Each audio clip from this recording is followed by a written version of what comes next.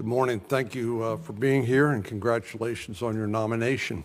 Mr. Donato, I wanted to ask you about nuclear proliferation specifically.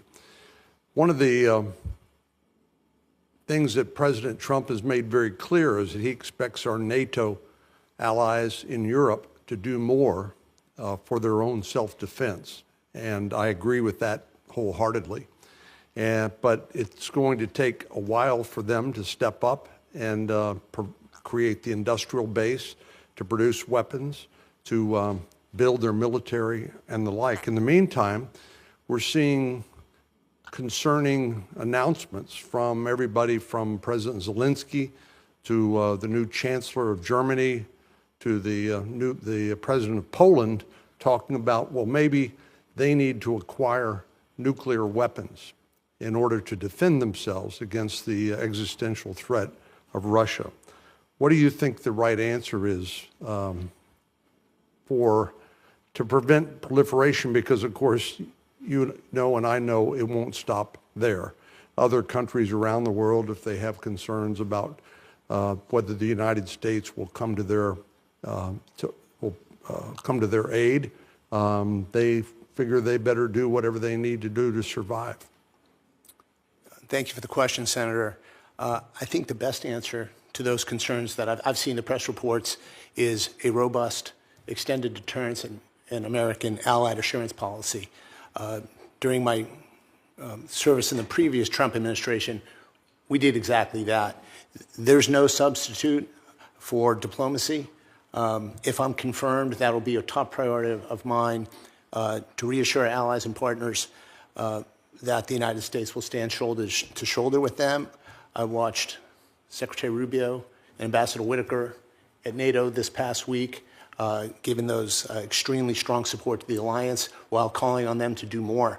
I would also note in my preparation for this hearing, I noticed last week that the Danish Navy, announced procuring 25 new naval ships and platforms and underwater unmanned systems and those sort of things. That's in 2 months since President Trump's been elected. So what he's doing is working, and I look forward, if confirmed, to doing more. Yes, I'm encouraged when I see our NATO allies stepping up and doing more, but I'm also worried that when we hear them talk about maybe the new Chancellor of Germany said maybe we have to share our nuclear weapons with Ukraine. Ms. Hooker, the role of soft power, I guess it was actually Ms. Rogers, you were the one who was talking about the importance of soft power.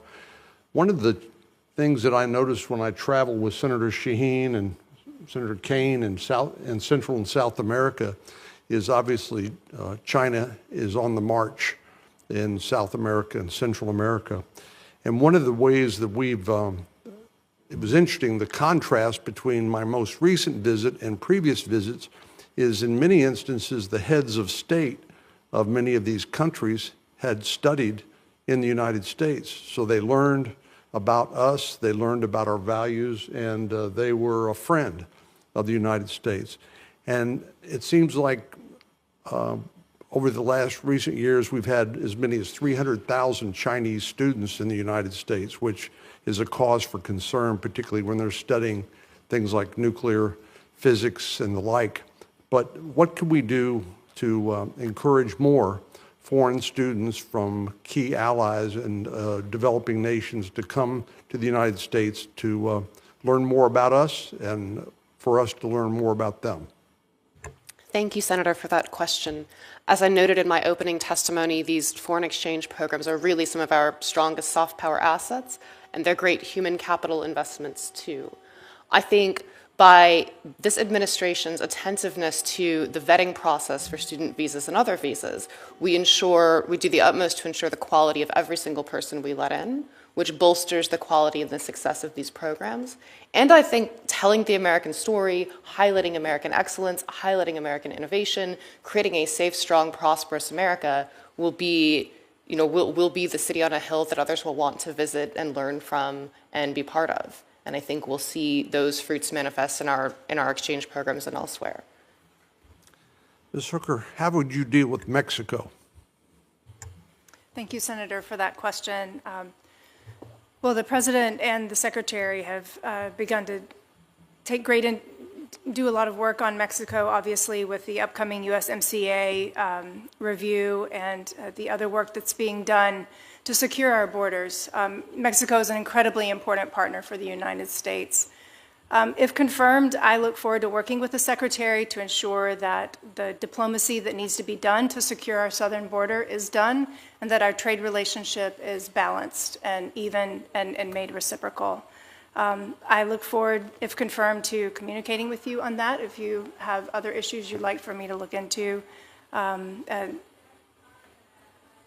thank you for the question.